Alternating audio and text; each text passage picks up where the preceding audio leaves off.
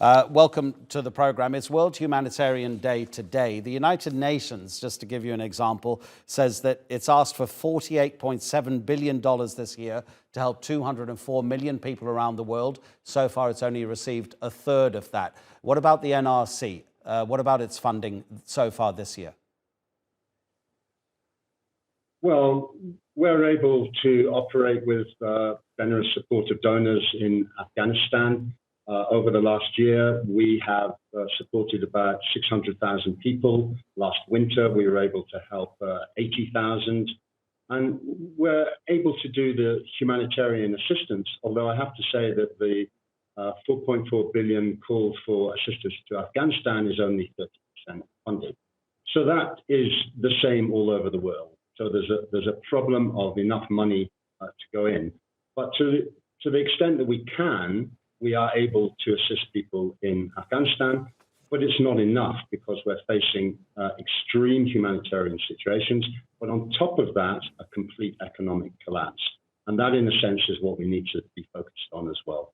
Neil, do you find that the NRC, while being able to complete its work in Afghanistan, may be having to spread itself a little bit thinner in other countries? I mean, the issue of financial assistance that organizations like yours get, it becomes critical in terms of not necessarily governments giving money, but individual donors. If I use the UK as an example, 31% of international NGOs based in the UK, their income comes from individuals, from individual households, not from governments.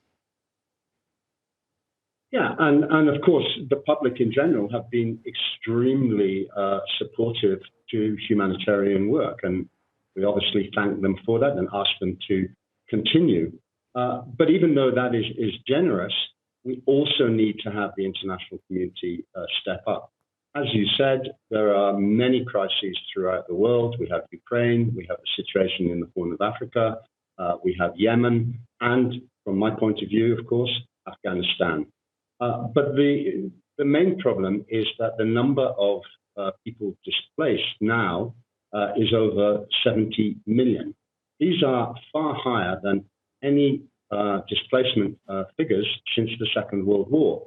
And the international community, as well as the generous public, need to step up to deal with multiple crises in multiple situations. They need to be able to walk and chew gum at the same time.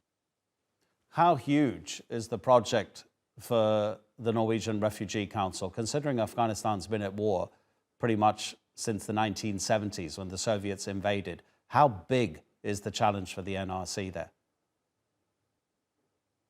Well, the challenge for all the agencies working in Afghanistan is enormous. We've been talking about the humanitarian situation. We have half the population who are extremely food insecure. We have the population as well who've lost their jobs. They have no income. The figures that we have are that average household income has decreased by 14% since last year. That stands at about $75.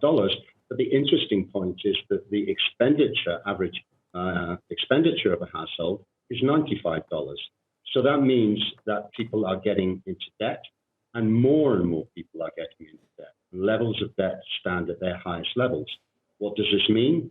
It means that people are skipping meals during the day. It means that they are selling girls into child marriage. It means child labor. It means not being able to see where your next meal is coming from. And if you add that onto an economic collapse, if you add that onto a winter, which is fast approaching, last year we were able to stabilize the situation, but we're going to have to do that again this winter. We have drought, we have earthquakes, and we have flooding. There was flooding in Taiwan over the last couple of days with many fatalities. So this is a humanitarian crisis on top of an economic catastrophe. And we need to have much more longer-term assistance, not just the humanitarian assistance, to help us solve this problem. Neil, thank you so much indeed for talking to us, and good luck with the work. Neil Turner from the Norwegian Refugee Council.